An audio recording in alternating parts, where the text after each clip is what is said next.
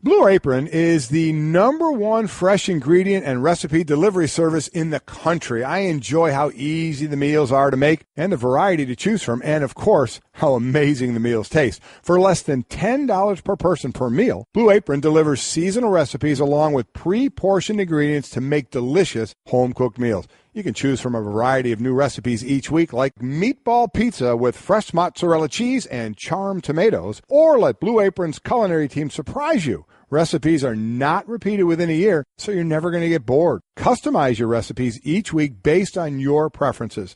Blue Apron has several delivery options, so you can choose what fits your needs, and there's no weekly commitment, so you only get deliveries when you want them. Each meal comes with a step-by-step, easy-to-follow recipe and pre-portioned ingredients and can be prepared in about 40 minutes or less. Blue Apron's freshness guarantee promises that every ingredient in your delivery arrives ready to cook, or they'll make it right. Check out this week's menu and get your first 3 meals free with free shipping by going to blueapron.com/Mike and Mike. You're going to love how good it feels and tastes to create incredible home-cooked meals with Blue Apron, so do not wait. That's blueapron.com/Mike and Mike. Blue Apron, it's a better way to cook. Did you hear that 91% of guys that use Dove Men Plus Care antiperspirant recommend it? Dove Men Plus Care user Bobby said he doesn't know how it works, but it gets the job done. That's good enough for me, Bobby. Pick up some new Dove Men Plus Care antiperspirant for yourself at your local retailer. Here we are. Good morning. We're back in better than ever. Mike and Mike, presented by Progressive Insurance. Our guests on the Shell Pennzoil Performance Line. Glad you've chosen to start this Monday with us, and what a weekend it was. All the football, of course, is on the docket today, plus the Windians continue to live up to their name. And Rafa racks up another Grand Slam in grand style. We've got it all ready to go. But first, Mike, to all in the path of Hurricane Irma, we're certainly thinking of you this morning. Watching the coverage all over the place this weekend is just incredible to see, and it is not over by any means as that storm continues to move up the west coast of the state of Florida. It has been to watch that and know, and so, you know, what do you have, 6 million evacuations in Florida, that thank God that people got out of there, and for those that are there and got hit by it, boy, I tell you, our thoughts and prayers are with you. I'm seeing just this morning in Daytona Beach, it's down to a Category 1, and how vicious that looks, let alone when it was sitting at a 4 and coming up to Florida, you know, and the Key West and the islands off Florida it was hitting. It's just unreal to watch at how big that was, and thinking, oh my God, anybody in that path, you just really just pray for and hope that they're going to be all right, and continue to try and do whatever you can to be out of the path or be safe if you're in it. I spoken to a couple of our favorite Floridians. I spoke to Le Batard this weekend. I spoke to Stu Gatz this weekend. Le Batard and his family evacuated. Yes, they did. Stu Gatz is riding it out, I guess, is the term that they use. He stayed home with his family. Fortunate for him, of course, the path of the worst of it moved west. Yeah, it moved a little west, more going toward Tampa than Miami. But yeah, Booger also got his family out. His family is out of there. Just accounting for some of the ESPN people that you may be thinking about. Obviously, it goes well beyond that. Well, it is. I mean, we're how many thousands of miles away watching this thing. Imagine if you're in it, you're just waiting to hear you see that the models of where the path is going to go, and then you get a shift at the end, and all of a sudden, you know, there's a whole new group of people that are like, oh my God, now it's heading toward us. I mean, just a horrible, horrible situation. Well, if you did get out, and hopefully most of you were able to, maybe there's no better way to spend this morning than talking about sports and getting your mind off what's going on. So let's do that for you. Let's start off the top by just going through quickly the other headlines of the day. This is an off the NFL, off the top. Right. And then we'll get you directly to the football. Congratulations to Rafa Nadal, won the U.S. Open for his 16th Grand Slam title this year. And, Mike, this year, the 4 Grand Slams in tennis, 2 of them were won by Federer, and 2 of them were won by Nadal. Yeah. The second he defeated Kevin Anderson in straight sets. So he joins Rod Laver in 1969, and then, as Greeny mentioned, another guy this year, Roger Federer, this year as the only man in the Open era with multiple majors in a year at age 30 or older. So, again, Rod Laver in 1969 and the other 2 this year. An incredible year with Federer. We were all hoping for the Federer-Nadal matchup in the semis. We did not get that. Second time in history that 2 men of any age won multiple majors in a year. The other was in 1967 with Newcomb and Roy Emerson. They did that.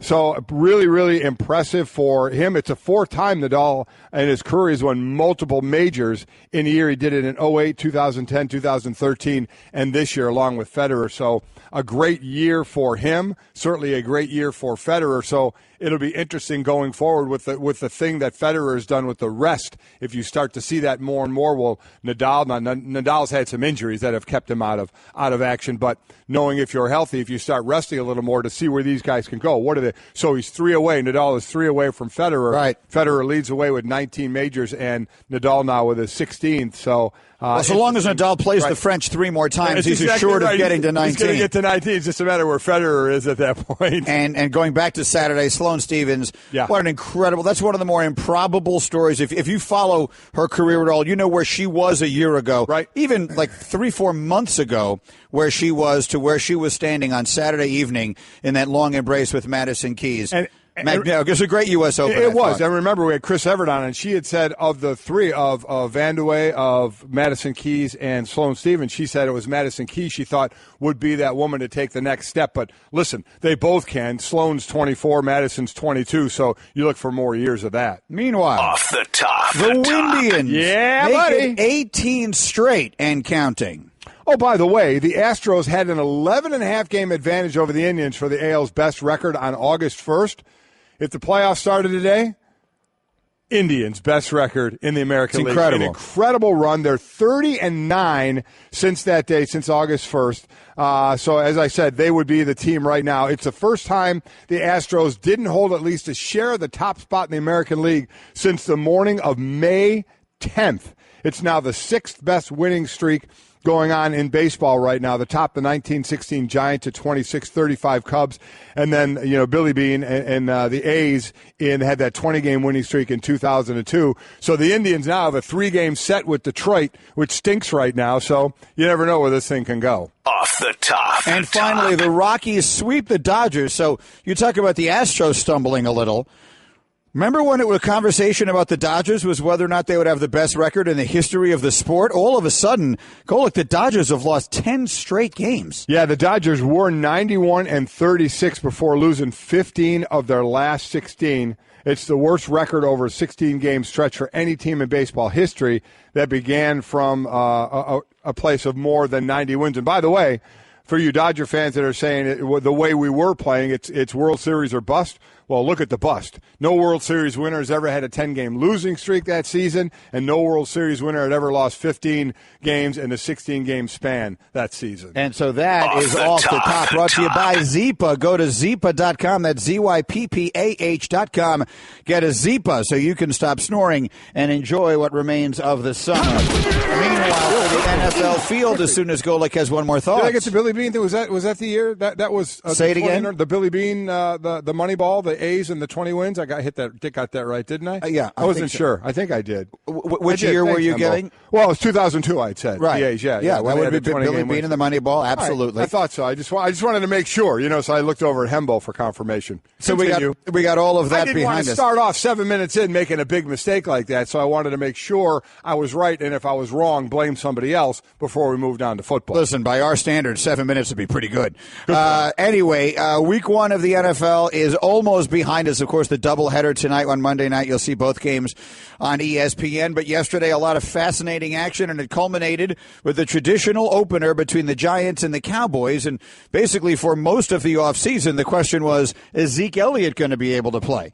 And then as it turned out, Elliott was able to play and Odell Beckham was not. And I think that there was an enormous factor there as the Cowboys get revenge after the Giants beat them both games last year, holding the Giants to just 3 points last night. A very discouraging start for the New York Football Giants. Without a doubt. Listen, we had talked about this team that said we think they'll struggle with their offensive line. We think they're going to struggle running the ball. They did. 12 carries for 35 yards, 233 total yards on offense, and no Odell Beckham.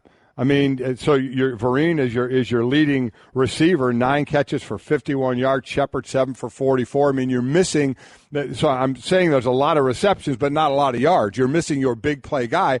Let's just be honest. The team's not going anywhere without Odell Beckham Jr. There's no doubt about that, and he's just not ready to go. And even if he was close, it was probably the smarter move to sit out in this one and get him fully healthy so he can be that big play guy. The defense is going to have to step up in the interim here, and you had Zeke Elliott rushing for over 100 yards. You had him rushing 31 times as a team for about 130 yards. So they were moving the ball on that Giant defense, but it's the offense. The defense is going to be fine. For the Giants is going to be fine. That offense is going to have to provide some help there, and it's not going to be any help until Odell Beckham Jr. can get out there. Obviously, there are a couple of different storylines from a Giants standpoint, and the biggest of them is Odell because he is their most important player. But it is worth pointing out, and it was trending everywhere when it happened, that the Giants gave up a sack while their offensive line was being introduced last night. As they put up the graphic and each of the offensive linemen was introducing themselves, behind it, Eli Manning was getting it was like a jailbreak, whatever. Yeah, I mean, he got sacked by 4 different people on the same play as the Giants' offensive linemen's pictures were being flashed on the screen. And here's a terrible number, Mike, and you can explain just how damaging this will be for an offense. And again, it's week 1, and again, there's no Odell, so there will be greater concerns. Defenses will have to focus a little bit more on him and maybe a little less on other things. But this probably won't change. The Cowboys blitzed Eli Manning only 3 times on his 41 dropbacks last night. That's only 7% of the time that he went back that the Cowboys brought extra pressure. I guess they figured they didn't have to when they were right. They still sacked Manning 3 times and forced an interception while rushing just 4 guys. Bottom line, you don't have to be a coach, a former player, or a football expert to know if that's going to be your circumstance, you have very little chance to win. I could let you break this one down. I mean, it's very simple. If 4 guys are rushing, that means you got 7 back. You don't have to bring any extra. You have them in the defensive backfield to make plays back there, and don't get hit with any big plays, a la if Odell Beckham is in there and can try and hit you with big plays. This offensive line, we said, I mean, if you can just have a 4-man rush on 5 guys and a couple of guys will have one-on-ones and win those battles and get pressure, that's what you'll do, and that's all you need to do. That's been the issue here. We saw that issue come up for Seattle when they played the Packers as well. We both like Seattle a lot, but talk about fingers crossed there for people on that offensive line. And they had their issues, as we'll get to as well. So in a time when we're talking about offensive line last year as the sexy play and who's got the good lines, we also have every old lineman rolling through here saying that position is coached and these guys are prepared the worst of any of the players coming, saying for maybe the quarterback, coming from college, from the systems they come from. And when you can't get a few good ones together, it shows. And the shame of it is for the Giants, a couple of these guys were first rounders. And it just has not come to fruition for this line, and it's costing them. And what does it come down to? I mean, the Giant defense hung in there most of the night, considering it felt like they were on the field the whole night. Well, 10 minutes more. And when I saw it, I was surprised it was only that. Yeah. The Cowboys' advantage in time of possession was 34-14 to 25-46. Not even 9 full minutes. It felt like more. I know that's a lot in a football game, but it felt like worse. It felt like it was even worse than that. And the Giant defense hung in there, and they forced 4 field goals. They only gave up 1 touchdown in the game last night. No, like I said, they're fine on defense. Yeah. The offense got to come to play. The offense is going to have to help them out here, and you think offensive firepower with Eli and Odell, but it's just not going to happen without Odell. So a huge divisional win for the Cowboys off the bat after, as I'm sure by now you know, on Friday, Zeke Elliott, as Will Kane told you was going to happen last week here on Mike and Mike, got his temporary restraining order. It is not a certainty that he will be able to play the entirety of the season, but it is the overwhelming likelihood that this stuff will now not get completed, adjudicated, whatever the word is, until after the season is over. Yeah. So I think we all believe he will eventually serve a 6-game suspension. Just a matter of time. It probably won't be this year. Probably will not, yes, which goes well for the Cowboys. So the Cowboys were at full strength, and Zeke Elliott was relieved to be back on the football field. It just feels good to be out here with these boys. It's definitely been a tough last 14 months, and, at times it's gotten so hard, and, you start to lose faith. But, just being able to come in and be with these boys every day has kept me focused and, made me, not give up and keep going. 29 touches for him, 24 carries, 5 receptions, so right back into the fold there. In what he can do behind this really good, or to great, I should say, offensive line, and they just keep motoring on. Remember, this is a team they lost to twice last year in the regular season, the Giants. So they've gotten avenged one of those already in the start of a new season. Got this one at home. As far as Zeke, the one quote I heard that he had last night that we didn't have for you right there was when he said, "I'm relieved that I'm finally going to get a fair trial." Well, on the stuff that really matters here, isn't going to trial. It's No, worth pointing out. Not a trial. He will not face. He is not facing any criminal charges. And as far as getting a fair trial, as far as the court of the National Football League is concerned, the bad news for you, Zeke, unfortunately, is they don't care, and neither does your union. This has nothing whatsoever to do with what you did or didn't do involving this woman. This is exclusively, you are now once again, as Tom Brady was, and so many others have been and probably will be in the future, you are exclusively a pawn in the middle of a power struggle over the powers of Article 46 granted to the commissioner of the NFL by the collective bargaining agreement. The NFL isn't fighting over what you did or didn't do. The union isn't fighting over what you did or didn't do. You're going to get to play, and that's fine. But as far as the quote-unquote fair trial part of it, let's not pretend that that's what anyone's concerns are here This anymore. has nothing to do with what he was being suspended for. This is all the procedure. You're exactly right. And we both expect him to still, and oh, by the way, it goes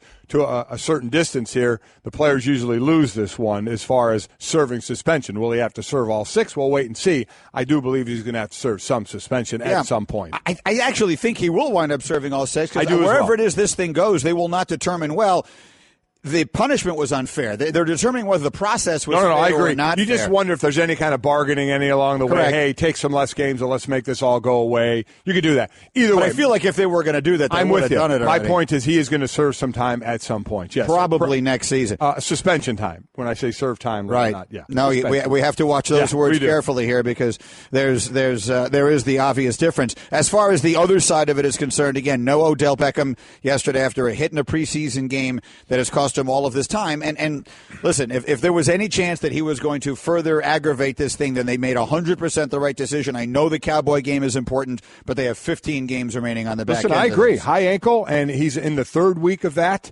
finishing, or 3rd to 4th week of that. So let's see where it goes. That is something that can be nagging. That's what Myles Garrett has for the Cleveland Browns, the number 1 pick overall, a high ankle sprain. That's just, believe me, a lot worse than just rolling your ankle that we've all done time and time again. This one takes a little while. Well, and in a weekend where we saw Aaron Donald come in and report and take his physical, and he will play at some point for the Rams, he's in the same situation contractually that Odell Beckham is in.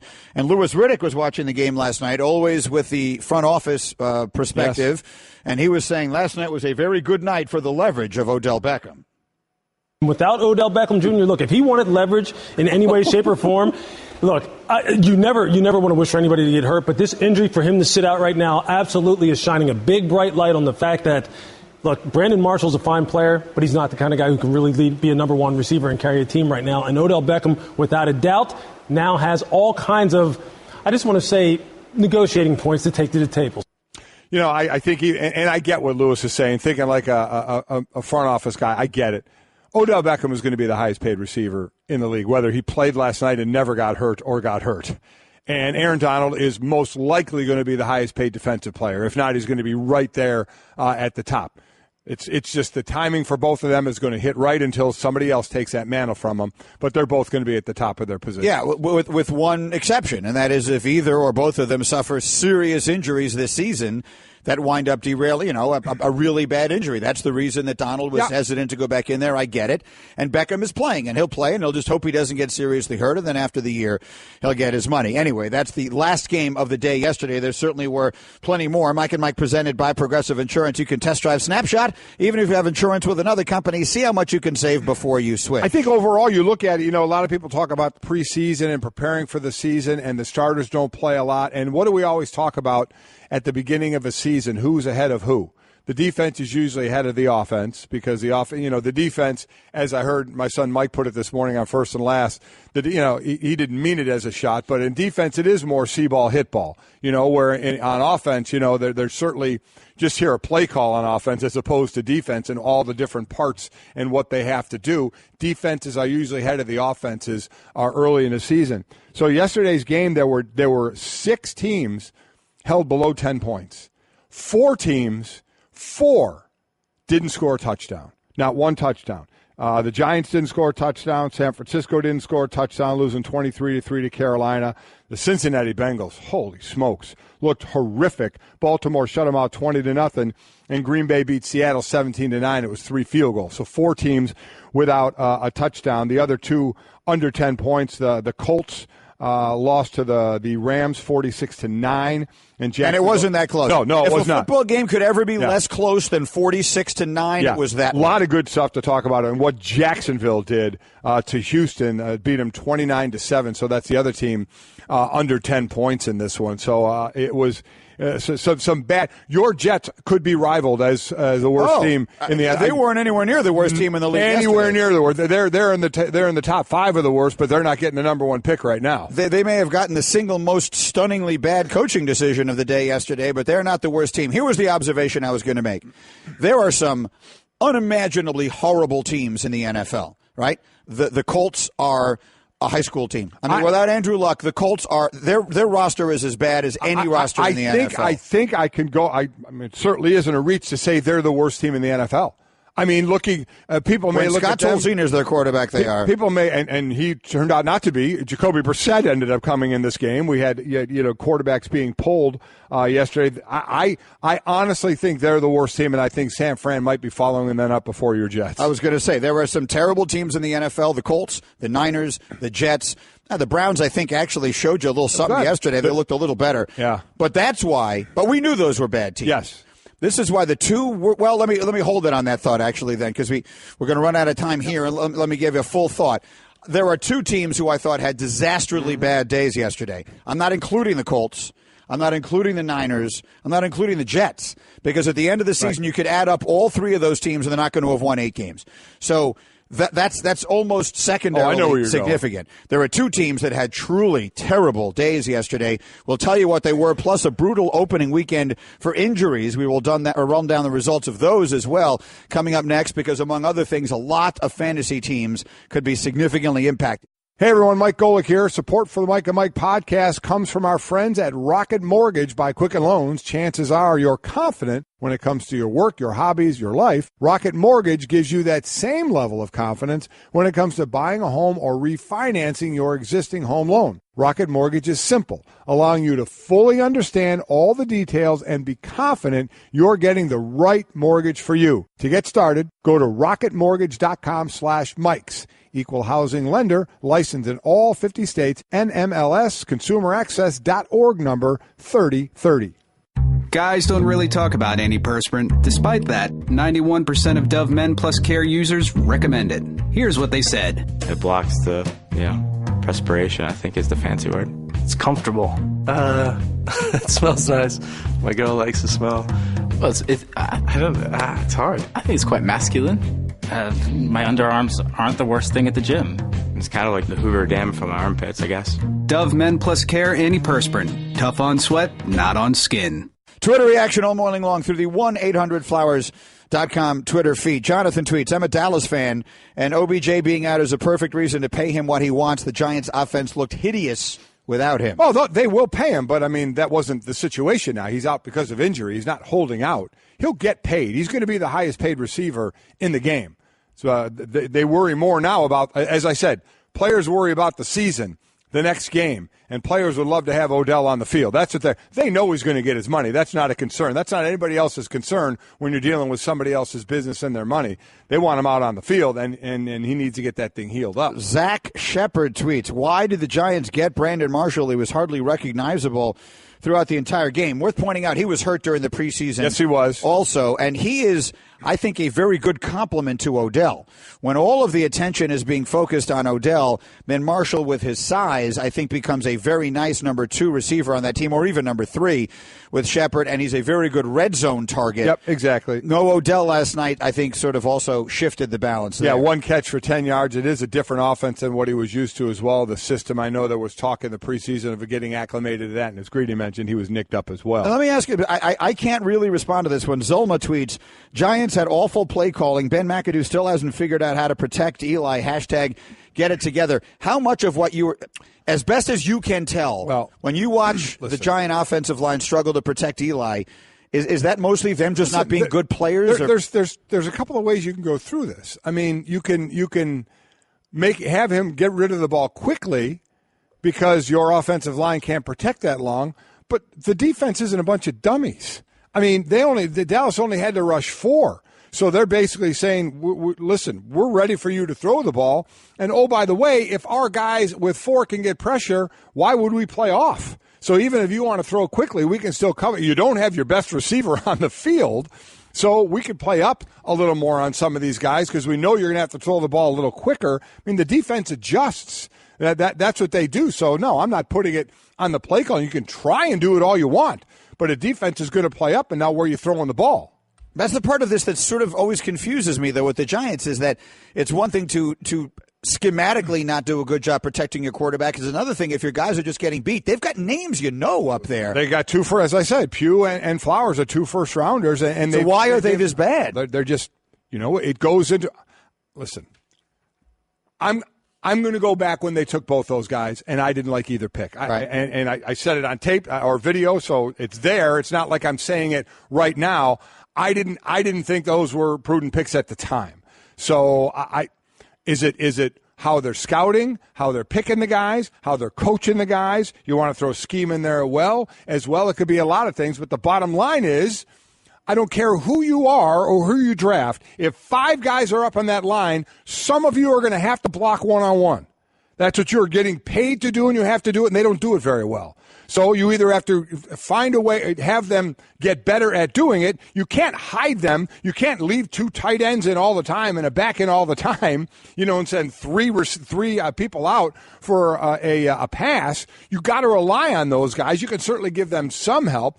But at the end of the day, you got 5 of them. You need them to perform at a better rate than they're performing right now, or you're going to have to reshuffle the deck. And I don't mean right now during the season. Season has started. You have who you have right now. It's not like you got an all-pro, on the street there that you could pull in at some point. So this is who you decided to go with. They have to play better. If they can't, you have to live with the consequences of that. One more I want to read you from When Purdue tweets, I'm in Orlando and so happy to have a diversion. You guys are the best. Again, we opened by saying for all of you in harm's way there as Hurricane Irma works its way up through Florida and beyond, we wish you the best. And obviously we're thinking of you. And if we can create that diversion for you for a couple hours this morning here talking sports, we're glad to do it. Which brings me back to the point I was making right before we went to break.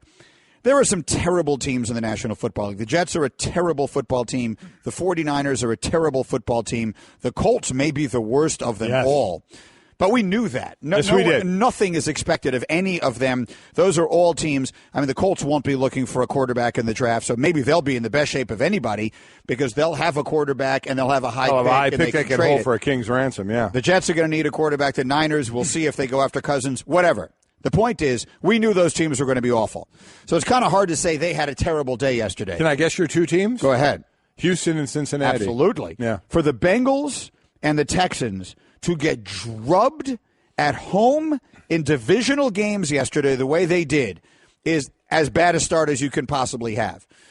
Now, what I don't know, the Texans have had a really unusual several weeks here, clearly, and it's hard to know how to factor that into the equation with all that's happened with Harvey and J.J. Watt has been raising millions of dollars, and all that is obviously much more important than a football game. But all we talked about was how great it was going to be for the community to have them come and play a game there on this day, and they just got destroyed. They did. And I mean, they benched the quarterback at halftime, and they go to Deshaun Watson, who, by the way, threw an interception on his very first possession. It got called back on a very questionable penalty. Yeah, it did. And so he winds up throwing a touchdown on his first possession, but that was all they did offensively. Those 2 teams, and the Bengals get shut out at home. So just terrible, terrible starts for 2 teams that have hopeful expectations in Houston and Cincinnati. Without a doubt. I mean, Dalton, 16 to 31, 4 interceptions. In this one. He was terrible. Oh, and he was sacked 5 times in this game as well. The Baltimore defense, well, we know they have a good defense. You wonder about the Baltimore offense out there. Now, they weren't a juggernaut. They had 268 yards of total offense. Now, they ran the ball 42 times. They controlled the ball for 8 minutes more than Cincinnati did. So they did all they needed to do to win this game. They sacked Dalton a lot. They put a lot of pressure on him. They didn't let Cincinnati run the ball. So this Baltimore defense is certainly a for-real defense, and see what the offense can add to them. Again, this isn't going to be a juggernaut offense, but it needs to be a good enough offense to complement this defense. As far as Cincinnati, I mean, wow. I was stunned at that because you see some of the weapons that they have, and you wonder, can they ever take that next step? We've seen them do things in the regular season, but they can't do anything in the postseason. But then they come out of the gate this bad. I mean, there's going to be a whole lot of negativity going on in that city right now. Yeah, well, Houston and Cincinnati actually play this week on Thursday. That's the Thursday night game in Cincinnati this week, so we'll see where that goes. The Jaguars, meanwhile, listen to what the Jacksonville defense did yesterday in Houston. They had 10 sacks and a defensive touchdown in that game. They're the second team in history with at least 10 sacks and a defensive touchdown in a season-opening game. Houston benches the quarterback at halftime, so let me ask you. I guess it's worth asking the question right now. Tom Savage, it's not like he's a big money guy. It's not like he's a big expectation guy. Hembo just sent me a stat. He actually has more career sacks than he has 20-yard completions. And they went to the bullpen halfway through the first game. Is Deshaun Watson your quarterback now? Yeah, you put Savage in again. It's just a matter of, okay, you put him in when you're pulling him again. Because you know what's going to happen. So you either go in with the attitude of saying, Savage starts, we see how he does, and we go to the bullpen if we need to, or we just make the switch right now and put Deshaun Watson in there, give him all the reps at one in the practice, get him behind that line all the time, get him the majority of the reps, because that's how it works at these practices, and kind of let him go. And I don't mean, that doesn't mean you're throwing the season in, because, Tom Savage didn't give you a reason to hang your hat to say, okay, we're fine at the quarterback position with our supposed great defense out there where we can do something. So you start Savage in this game, it's just, everybody is just waiting, right? You're just waiting to when and you know who else is? Him. So every bad pass, every bad play, you look over your shoulder, you wonder when you're running the sideline, are you going back in the next series? So I would think you would just make that switch right now and let Deshaun Watson get the reps, because they have some firepower on offense. That defense was a big letdown, quite honestly. I mean, that is great. And however you want to go about this, listen, just horrific things went on with the floods in Houston. The players, we saw they canceled the last preseason game so they could be there and help with the community. They've all done so much. You wonder if there's any hangover from that. You don't know. You want to be sensitive to what they've done there, but you don't want to take a lot away from Jacksonville either. Now, a lot of people, including you, picked Jacksonville last year, and they didn't perform, and you thought maybe they'd be a year away. Everybody kind of shied away from them, though, this year, saying, maybe we'll give them another year. They came out of the gate strong, as you mentioned. They paid a lot of money for free agents on defense. They have some high draft picks on defense that are coming to fruition, so it's coming together for them. We'll see. That was one game. But for Houston, that defense did nothing. That defense needs to be better. I would just make the switch right now, because if you don't, you're just waiting for the next switch in the next game. Everybody's waiting for it, including Tom Savage, and that can't be a good thing. Listen, if you're Cincinnati and Houston yesterday, you got blown out. And here's what the quarterbacks against you did, okay? Cincinnati lost 20-0. The opposing quarterback, Joe Flacco, had 9 completions for 121 yards. Houston lost 29-7 at home to Jacksonville. Blake Bortles had 11 completions for 125 yards. They got obliterated yesterday at home by division teams in games in which the quarterbacks did nothing against them. Nothing. Right.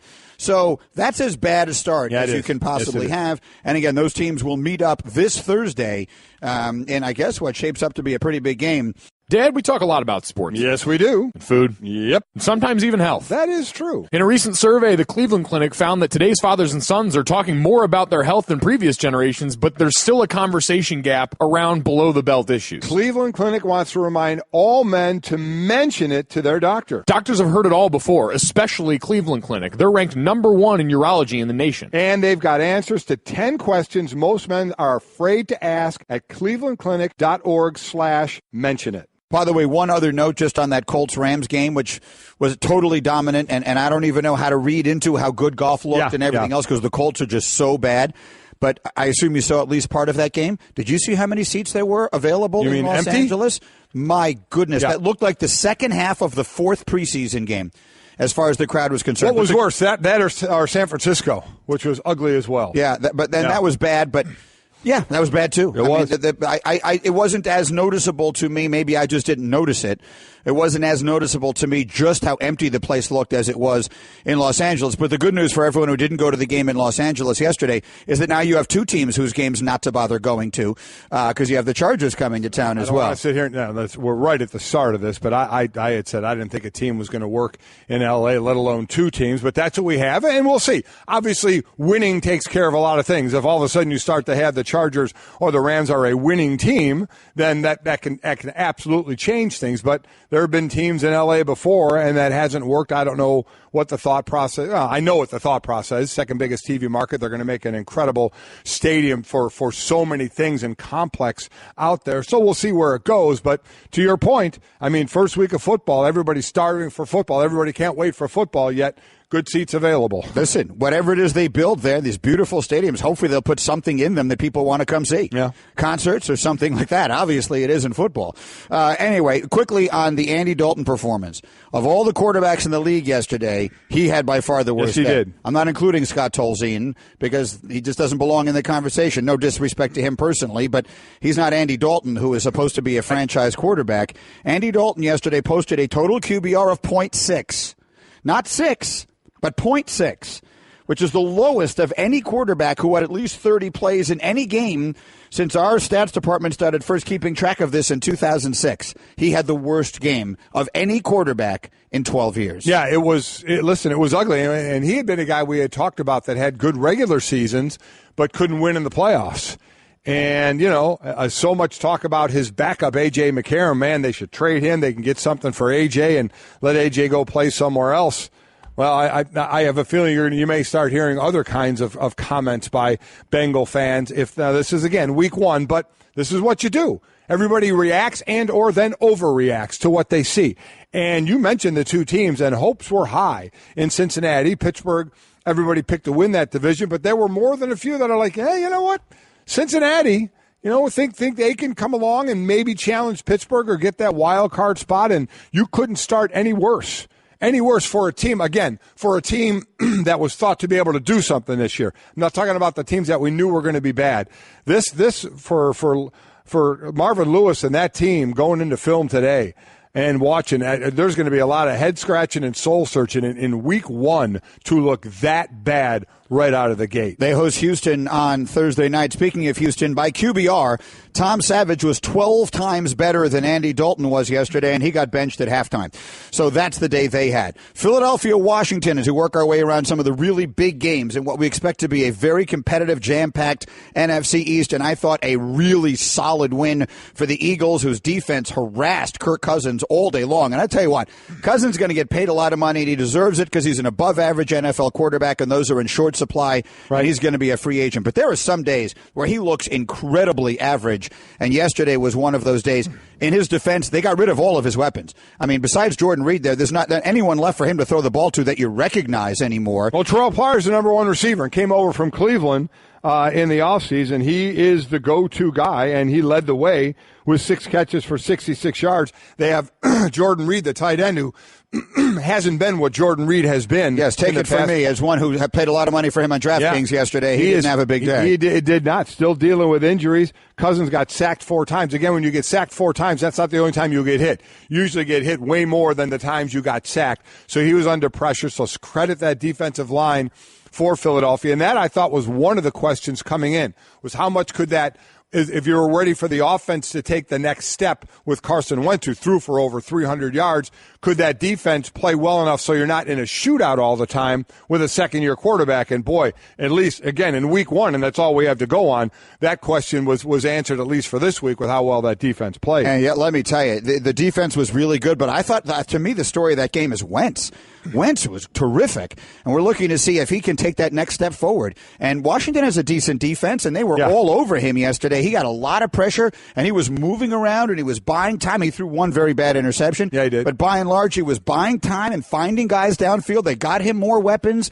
I thought Wentz had a very solid start yesterday, and that's a big road win in the division for the Eagles. Yeah, I do, and I agree with you about the weapons, but I think it's going to be Zach Ertz who's going to be that kind of security blanket, and Ertz can be a good play guy, big play guy as well. He led the way yesterday. I still think he's going to be that guy for him. All right, we're going through all the big games of the day yesterday, and we'll tell you how a quarterback can throw 2 game-winning touchdowns and still lose. Stay there, Mike and Mike. First time skydiving? Sure is. Okay, you just open the door like this and you jump. Wait.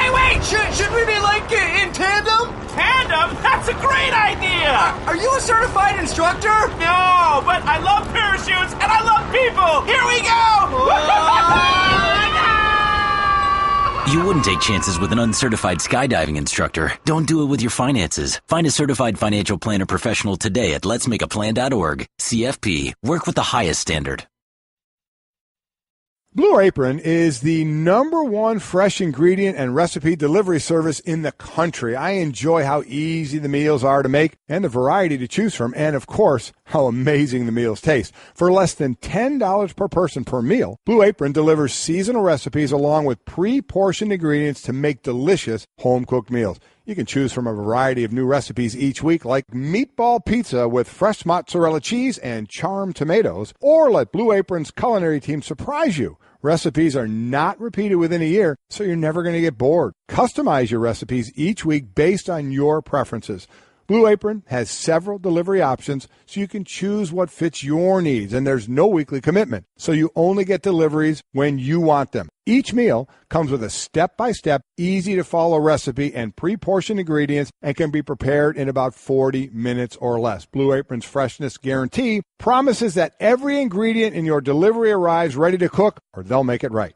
Check out this week's menu and get your first 3 meals free with free shipping by going to blueapron.com/Mike and Mike. You're going to love how good it feels and tastes to create incredible home-cooked meals with Blue Apron, so do not wait. That's blueapron.com/Mike and Mike. Blue Apron, it's a better way to cook.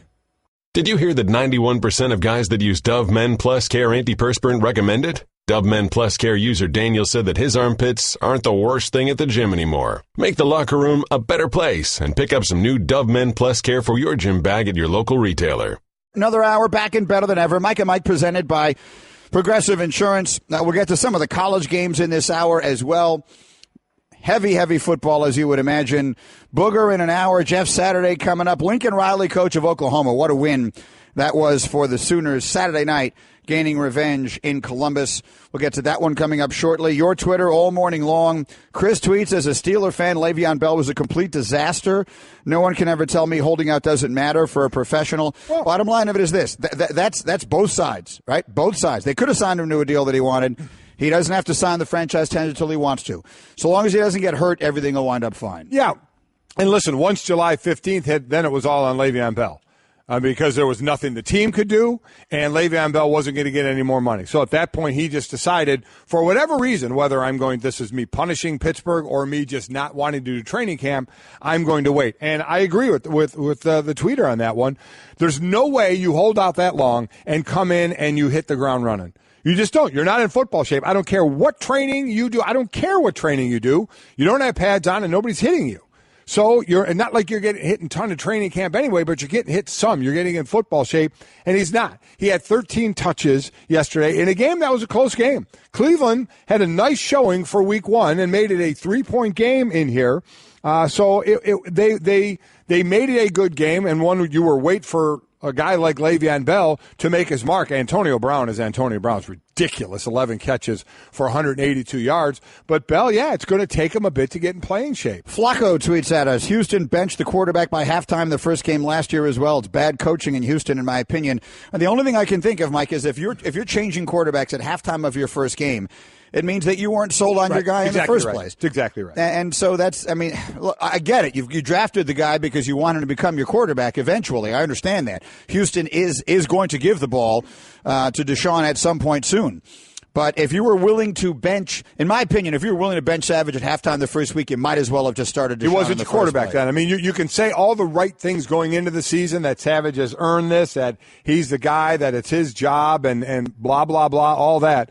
But Greeny's right. You bench him at halftime, you're basically saying, well, there wasn't all the confidence in the world in many ways. We're willing to pull the trigger this quickly on putting another quarterback in there. James Jones is 9 wins for the Jaguars too far this year. They get Indy twice, the Jets, the 49ers, and the Browns all coming up. Look, if their defense plays like that. Their defense was, I think a lot of people, like yourself, and I don't want to put words in your mouth, got scared off a little bit last year.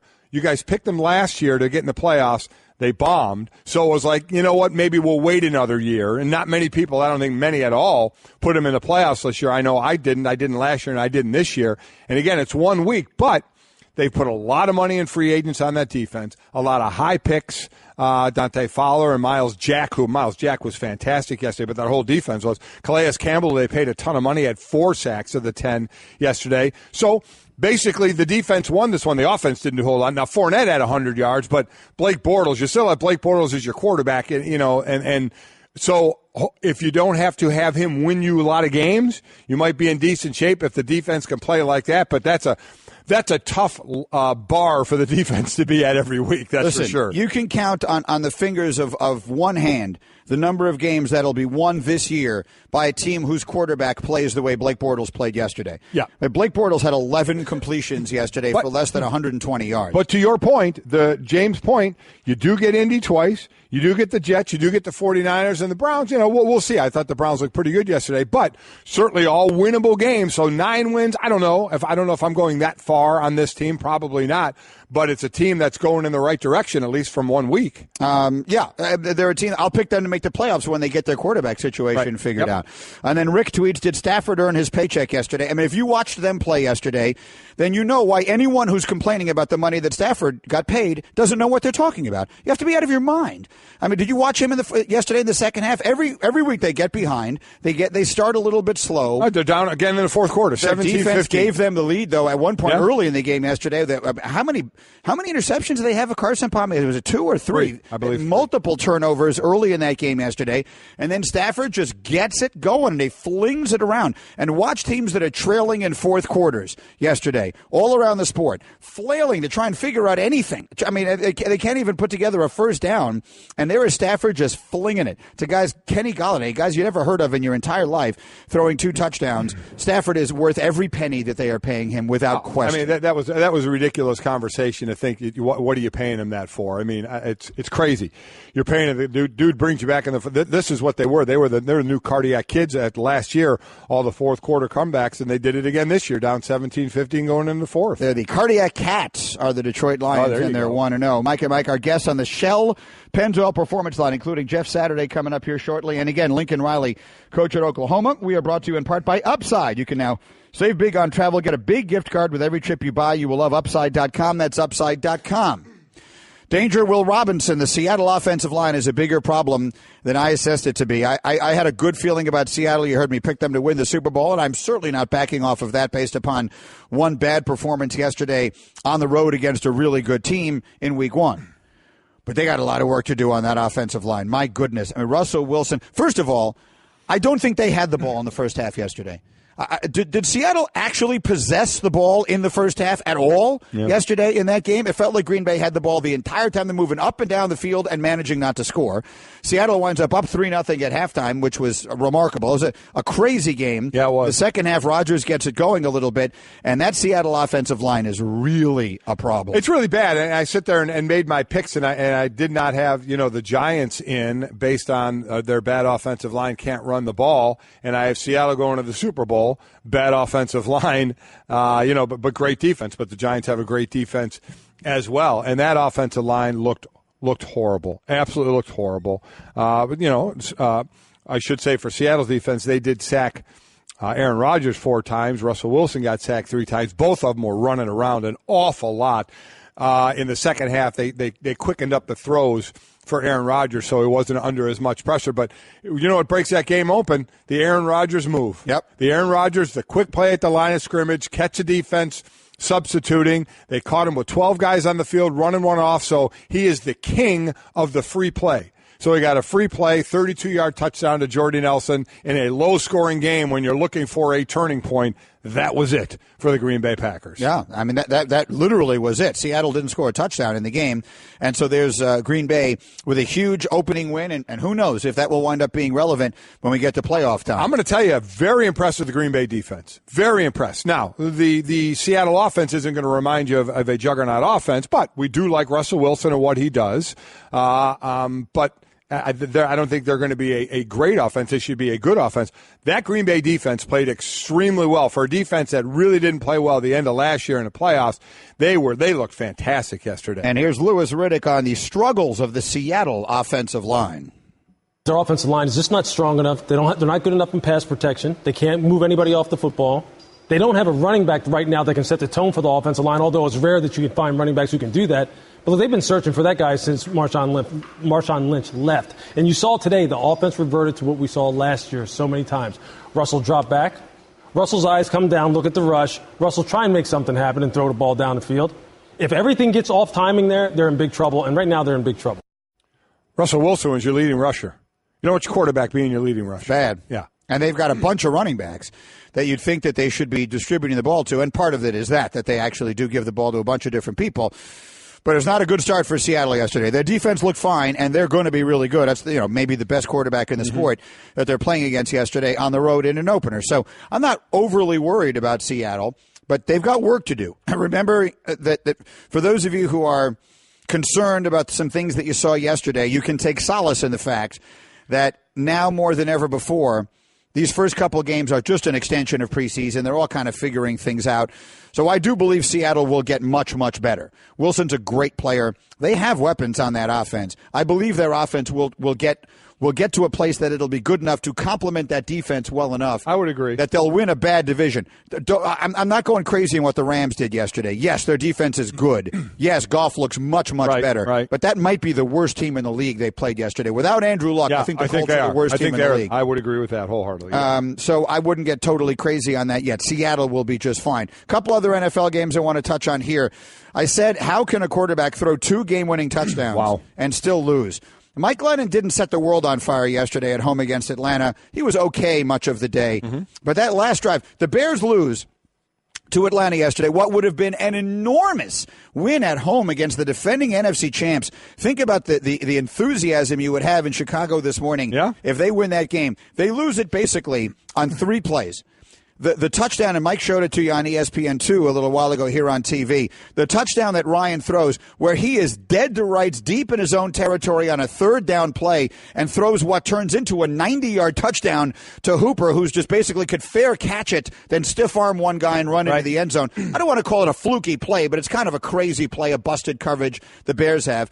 And then in that last drive, Glennon moves them right down the field. I thought Glennon was terrific on that drive, and he had 2 blatant drops on the first and second downs of that series. They wind up going 4 plays. They don't get into the end zone. Atlanta holds on for the win. Yeah, the first one to Josh Bellamy. Bellamy turns a little late. Could have been holding. Could have been, defensive holding. I had a lot of people tweet that. I said, that's fine, but you know what? In the moment, you got 3 more plays. And he still should have caught the ball. And the ball still hits him in the hand. He got his head around a little late on that. Didn't get them both up for it. The second one was the worst one, was Jordan Howard. Now, he probably wouldn't have got in, but he would have got knocked out of bounds. Even if he didn't, there was time to still kill it or run a fade or do something and run another play. You could see Jordan Howard catching the ball on the one. You saw him turn his head before the ball even got to his hands. So that was a blatant drop. Then it's a pass to Miller, Zach Miller, the tight end that really didn't have a chance on 3rd down, and they don't get it on 4th down. He gets sacked, and that's the ball game. But they were right there. They were a chance with 4 cracks at it from the 5-yard line right there. I thought for sure they were going to pull that one off. So a huge win for Atlanta, of course, to hold on and get a game in the conference on the road. Good win. And the Bears fought yesterday. I mean, Atlanta is not the same team on the road as they are at home, and defenses are ahead of offenses. So let's see what the Falcons' offense is going to wind up being. But all things considered, a relatively encouraging game for the Bears yesterday. Yeah, I agree. And they just weren't able to get it done. One more I want to get your take on, and that's Oakland, Tennessee. And what could be a huge win for the Raiders on the road in the conference. The Raiders have now won 7 straight 1 o'clock Eastern time games. That's incredible. And what's the last West Coast team to do that? I know they'd been tied with the 49ers, right? Wasn't it tied? So now where does that streak go to 7 straight? we'll see. So it's a huge win for them. Amari Cooper had a couple of drops yesterday, but Crabtree and Cooper are really good. They ran it with Marshawn Lynch a little bit yesterday. They played solid defense with Derek Carr in the lineup, and I know he's your MVP pick. Yeah. The Raiders, I mean, boy, the battle between them and the Chiefs in that AFC West is going to be fun to watch. Yeah, it really is. And how about the kicker Tavecchio? Is that? I mean, so Sebastian Janikowski, they have the whole contract issue. They work it out, but then he goes on IR. He's been injured, so he goes on IR. So this Tavecchio kid, who had been in I think with them the last few preseasons kicking, but never in a game. Now all of a sudden he's the kicker. Now he just finds out he's kicking live. He has 4 field goals, 2 of them 52-yarders. I mean, so he had a monster day for them when Oakland couldn't put it into the end zone. Boy, that's another great weapon to have with all the weapons that they do have with Derek Carr and what he has to do. So a nice win for them. That was another one of those games. A lot of people think Tennessee they could win the division. I picked them to win a division. They have a home game here. That was a nice Week 1 matchup and a good win for the Raiders. Yeah. So all things considered, if you look at who had the biggest wins, and we have 2 games left tonight, remember the ESPN doubleheader, New Orleans at Minnesota, so that's the return of Adrian Peterson to Minnesota, followed by the Chargers at the Broncos, get used to saying it, the Los Angeles Chargers at the Denver Broncos, and my guy Trevor Siemian tonight. But if we look back on it, the 2 worst losses to this point, in my opinion, for sure, are Cincinnati and Houston. And the 2 best wins, I think, are Kansas City and Oakland. I think when you look at Kansas City going on the road and beating New England, it's going all the way back to Thursday, and then Oakland with a win at Tennessee against a team that we think is going to be a really good team. Those, to me, are the 2 best wins. And with that Oakland, Marshawn Lynch carried the ball 18 times. You know, he's not going to be 25, 30 carries, but 18 times, 76 yards. And if you watch him on the one play, we know he's a strong runner. When he drops that shoulder, he flattens Jarrell Casey, who is a 300-pound nose tackle. He just absolutely dropped him. So it was good. Marshawn Lynch, the piece was back. Did you see he interrupted Jack Del Rio's presser as well? This guy knows exactly how to play the media, but out there having some fun and a good win for the Raiders. Absolutely. So the Raiders now have won 7 straight games at 1 o'clock Eastern time. That's the longest in the last 25 years by any West Coast team. We're Mike and Mike. We're presented by Progressive Insurance. More independent agents sell Progressive Insurance than any other brand. Find an agent at Progressive.com. Now that's Progressive. Jeff Saturday in our studio a little less than 15 minutes from now talking more about the NFL with you. Meanwhile, let's go back to Saturday, Golic, and some of the college action. I know you were at Notre Dame, Georgia. That was a disappointing loss for the Irish. Sure was. Absolutely was. And kudos to the a lot of people tweeting saying, Golic, you embarrassed all the red that was in the stadium. No, I'm impressed, how Georgia travels. And I would hope Notre Dame would travel as well when they go down to Athens. I think it's not next year, but the year after. They all traveled well. I talked to a lot of the Georgia fans before the game. There were thousands that were up there that didn't even get into the game. There was some kind of ticket snafu and they didn't get in, but there were certainly a number of them that were in the stadium. And I think what really we saw there was against Notre Dame's offense, that Georgia defense showed a lot of speed. And on the offensive side, they ran the ball well. But one thing what I did have is, these new stadiums now have Wi-Fi, and I have that big iPad now, so I was watching this game, but I was also on the Wi-Fi. I was watching Oklahoma and Ohio State as well. So they were on it basically at the same time, but I was able to watch them both. So, yeah, tough loss for the Irish, no doubt about it. Kudos for Georgia to coming up to South Bend and getting the win there. Close game, 20-19. It was a good battle, got really interesting going late in that game. But as I mentioned, Georgia ran the ball well, and that Georgia defense showed an awful lot of speed. And then Ohio State and Oklahoma. Talk about Oklahoma exacting revenge. So 2 years now, each team winning on the other team's field.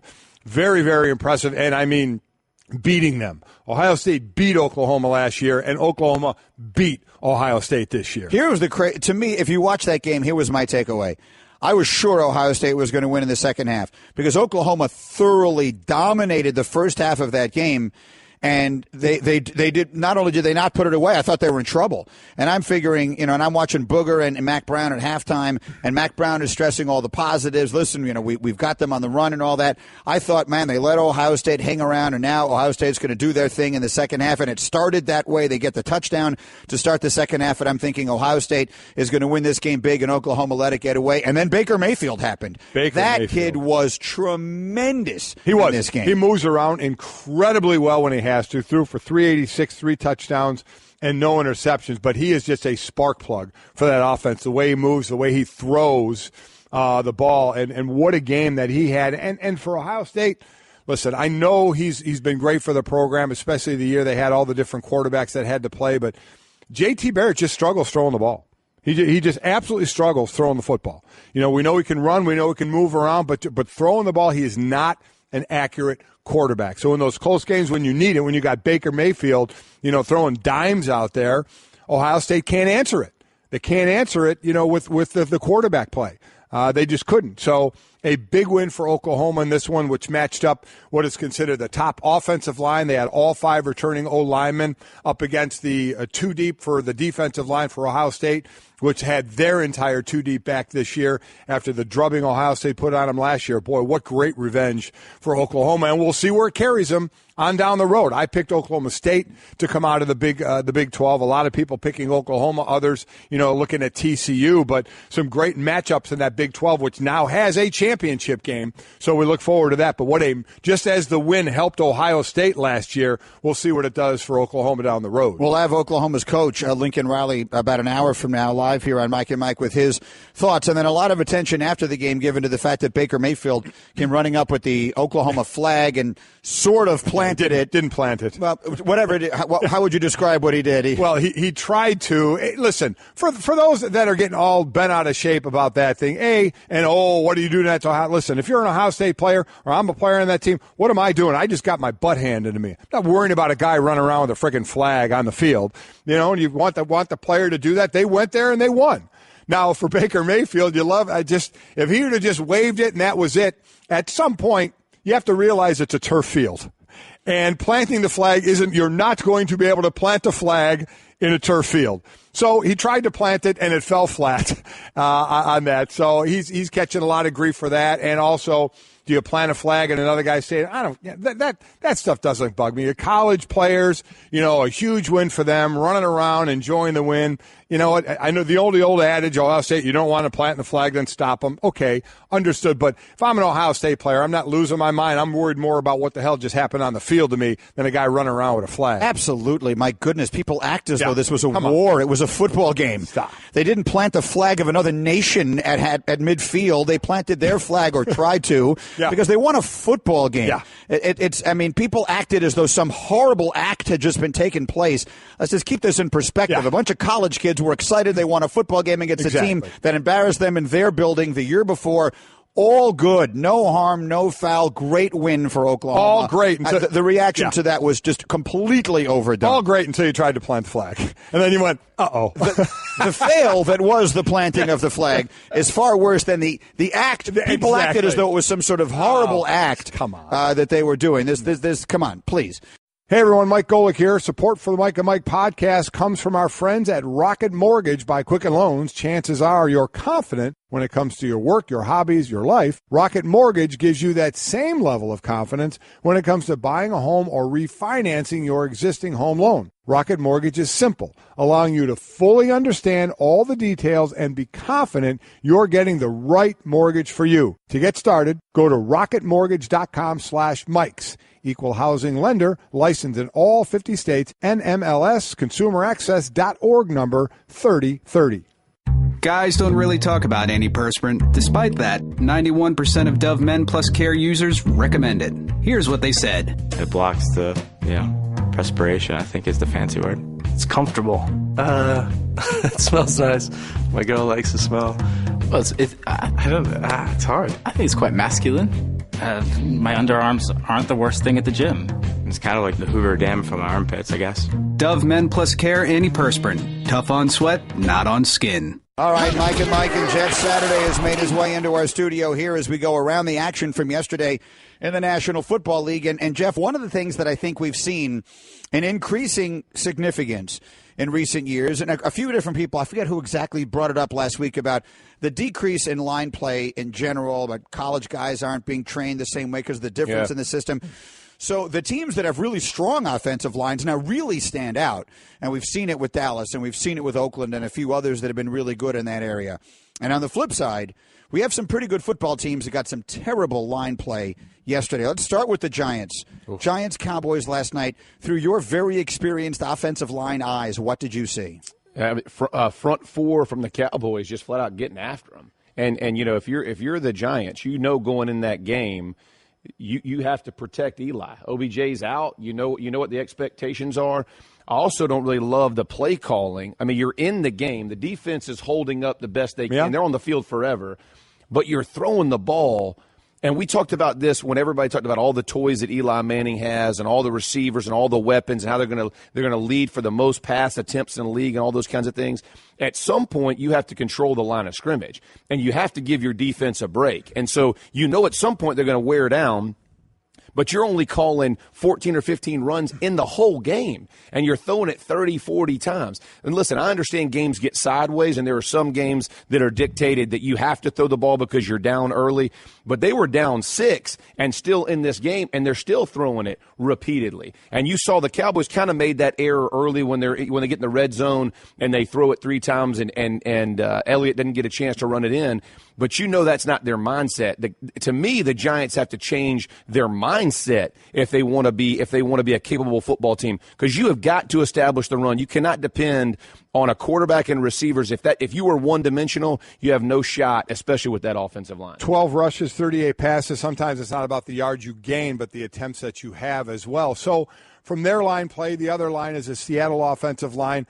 What people were tweeting, and what do they do now? What do you do? I mean, you got the 5 you have. I mean, you can tinker a little bit with it, but it's not like you magically can say, oh, this protection now is all of a sudden going to work. Right. If your guys are getting beat by 4 guys on the D-line, there's not a whole lot that you can do. You got to either max protect, change up the play call a little bit like you said, but as far as those 5 players, what more can be done? Yeah, and you look at this one's probably the most disappointing to me. You know, with the Giants, you kind of understood what they were doing. They drafted Flowers. They're trying to develop this kid right at left tackle. So they're going to he's going to be what he is, and he's working and he's trying to get there. So, but with the Seahawks, they didn't address it. You know, Fent was going to be their guy. He goes down. I get that. But he wasn't the answer either. No. I mean, he's got to be trained and developed in these offensive line. But it's the mentality that you're going to go find guys at different positions. You're going to let really good ones go. The Ungers of the world are going to leave and go on to different places like the Saints. And you can just build and create.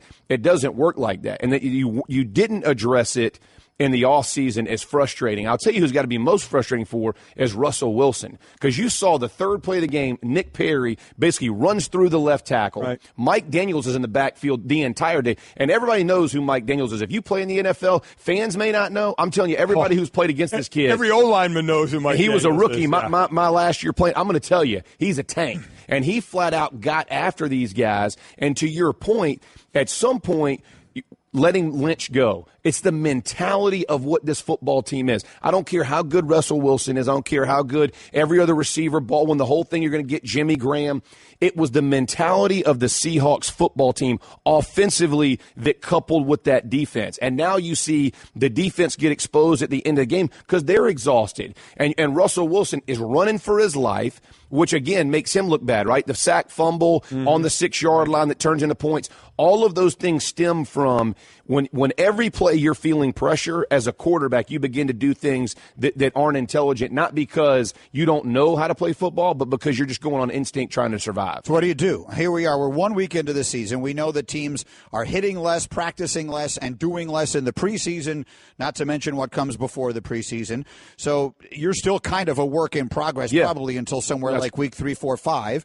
So how much better can the Giants offensive line get? How much better can the Seattle offensive line get? Because those are 2 teams that are thinking about making playoff runs this year. Absolutely, and expected, right? In my opinion, techniques and fundamentals are what we miss.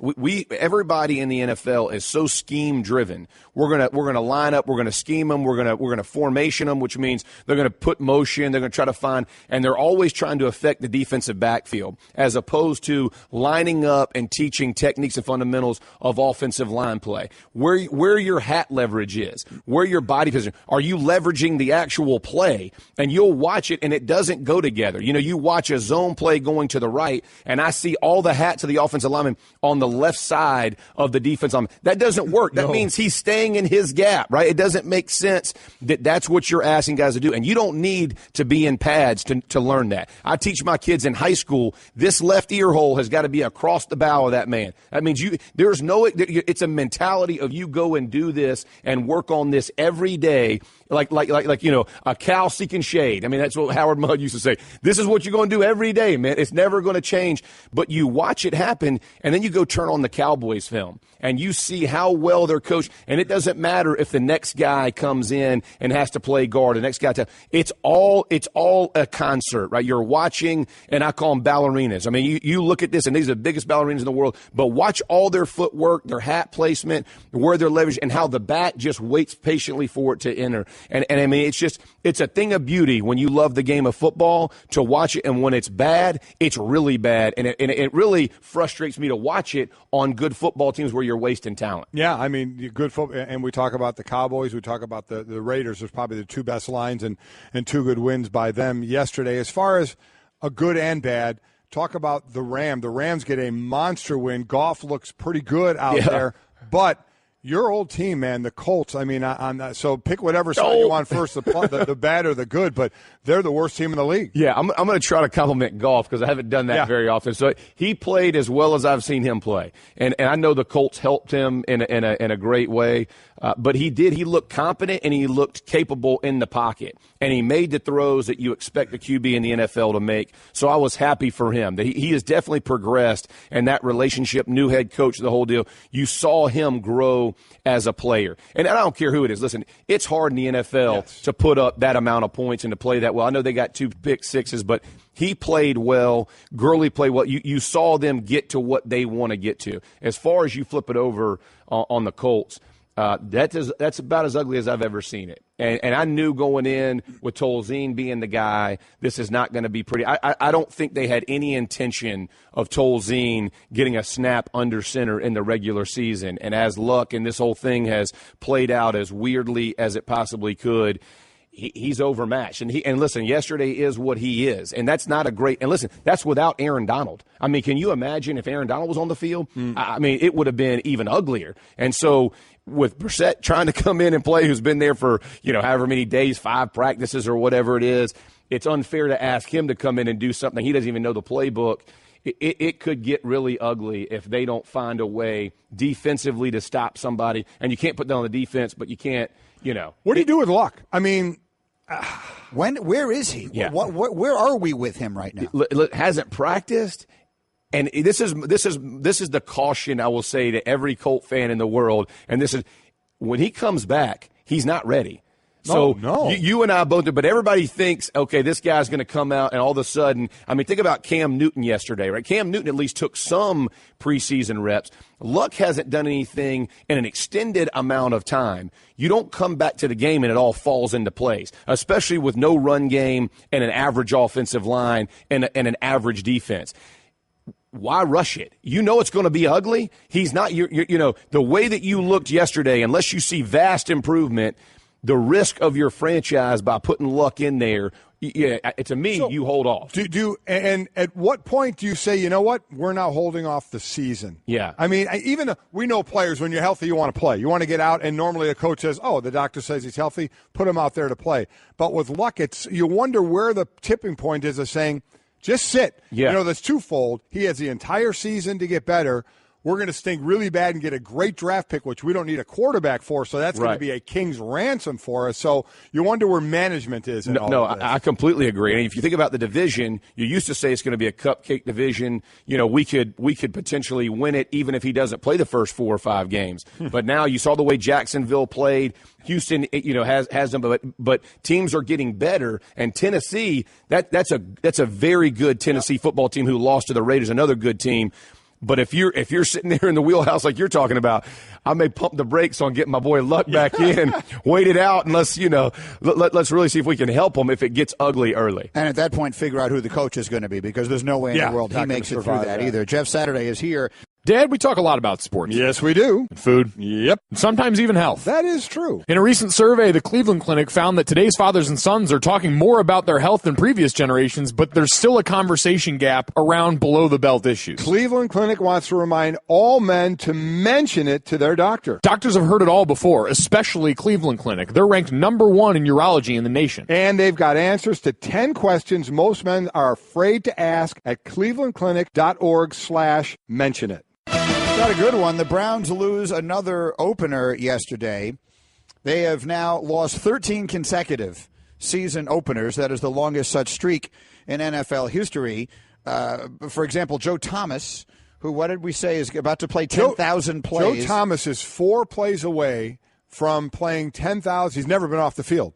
10,000 consecutive plays. I mean, it blows my mind. I mean, a guy, Jeff, who's walking into the Hall of Fame Absolutely. 5 years when he's done, but the durability of that on the offensive line where it's a car wreck every play, 10,000 consecutive plays. But do you know what he's never been? He's never been 1-0. Oh, They never. haven't won an opener in all the times he's been there. So let me ask you this. Who was the starting quarterback for the Cleveland Browns the last time they won a season opening game? Give you a minute to think about it. We'll have the answer for you in just a few minutes here on Mike and Mike. Who was the starting quarterback for the Browns? Pick like 1 in 29, can't you? The last time they won a season opening game. Before we get to that answer, let's do Straight Talk, brought to you by Straight Talk Wireless. Best phones, best networks, no contracts. If it's halftime of your opening game, Jeff, Saturday, and you have changed quarterbacks, as they did in Houston yesterday, what does that say?